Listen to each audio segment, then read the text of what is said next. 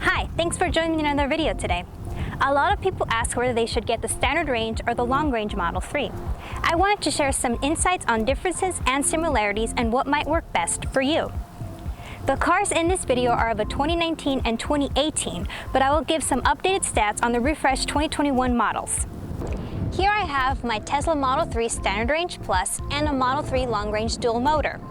Let me give you a quick overview of the stats and features of each car, then the reasoning behind why they were chosen. This is a 2018 Model 3 Long Range Dual Motor with premium interior. Since both of the cars we'll be comparing are over a year old, we'll be using the current 2021 stats as of October 2020. Most of the features of the cars are still very similar. The refreshed Model 3 now has chrome-deleted trim and an updated interior console. Learn more about these exciting changes in my quick 4-minute Tesla updates video. The 2021 Model 3 Long Range has a range of 353 miles, top speed of 145 miles per hour, and does 0 to 60 in 4.2 seconds. With the dual motor car, you can purchase an acceleration boost, which will allow the car to go 0 to 60 in 3.7 seconds. This car has two motors, a permanent magnet switch reluctance motor on the rear axle and a standard induction motor on the front. The motors will switch off when they're not needed. The car actually runs most of the time off of just the rear motor because it's more efficient. The 2021 EPA numbers are not available yet, so I can't share any specifics on those numbers yet. Pause. Okay. Every time I make a Tesla video with stats, they end up changing or updating right around when I release a video.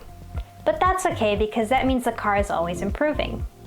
The EPA released their official efficiency numbers for the 2021 Model 3s.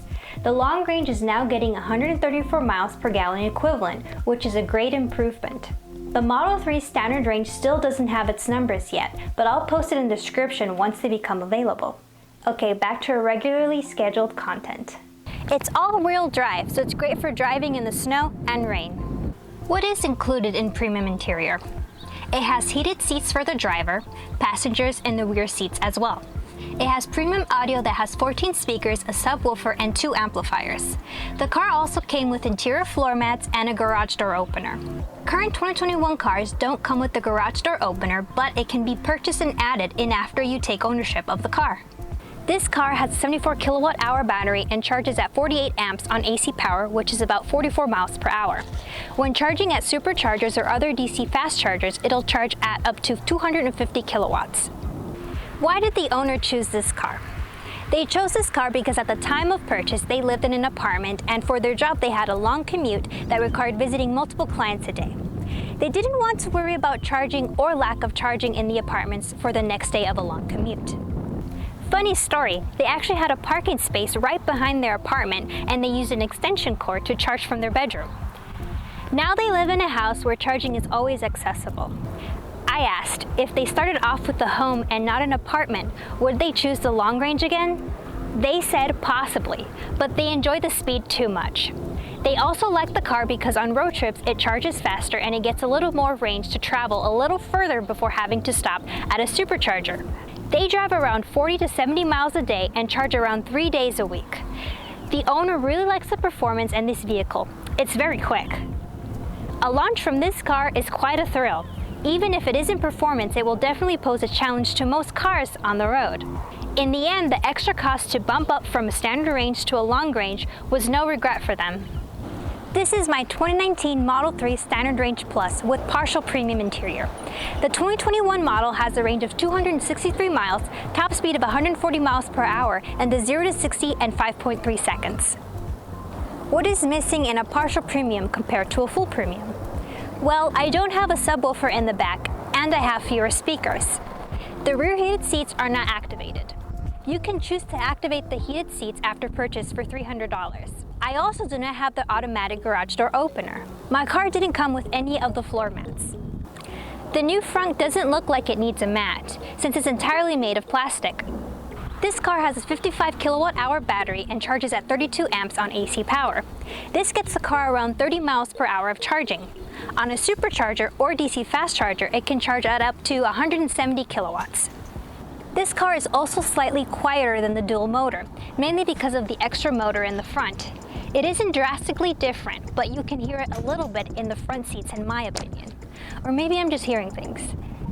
Also, the 2021 Model 3 Standard Range Plus is more efficient than the long range. Why did I choose this car?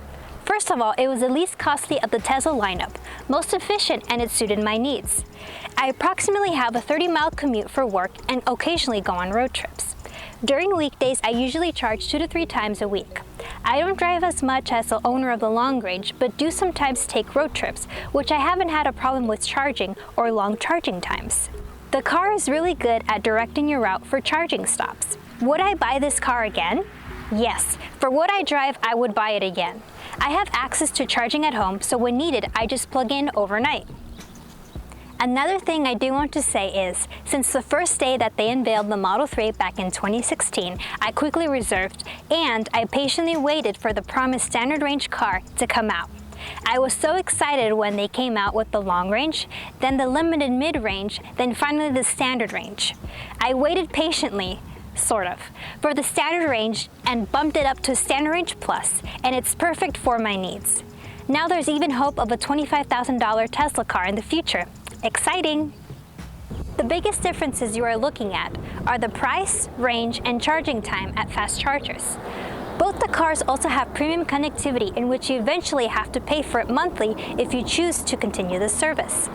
If you are concerned about traveling and want to have a little more freedom than following main highways where superchargers will be available and you would rather take some back roads once in a while, the long range would be good for this. One last thing, if you're more worried about range than cost, don't worry too much. Tesla has a very large charging network to support their cars. You can do a practice route on Tesla's website at tesla.com/trips. You can pick the car you're looking at and enter the destination of a trip. You'll see how easy it is to drive an EV long distance. The Standard Range Plus is still great for road trips. You just might have to make an extra stop or two to charge compared to the long range. If it's performance and better handling you seek, then the long range would be best. If it's efficiency and value you are looking for, the Standard Range Plus is a great option. Also, compared to several production and performance gas cars, the Standard Range Plus is pretty quick, especially for cars in the similar price range. In the end, it all depends on what your driving needs are and what you are looking for in a car. If you live in a home where you don't have access to charging, I think I'd have to recommend the long range, just so you don't have to charge up as much. However, if your workplace or apartment complex has charging, then I'd say this isn't much of a concern.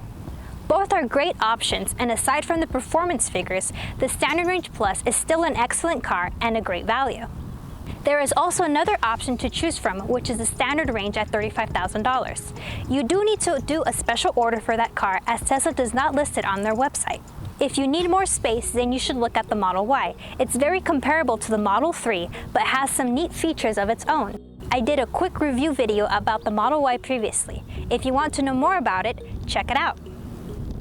Another thing to note is there are no more federal tax credits for Tesla. However, there may be some credits and incentives based on your state. You can check tesla.com/support/incentives.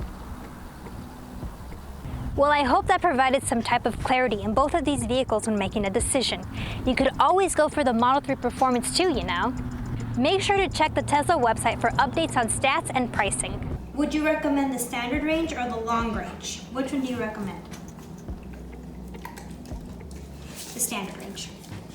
Oh wow, she really likes this one. Thanks for joining me in another video today.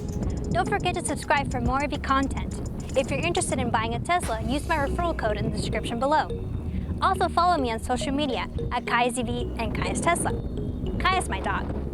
Check out my website at www.kaiazv.com. That's all for now, and happy charging!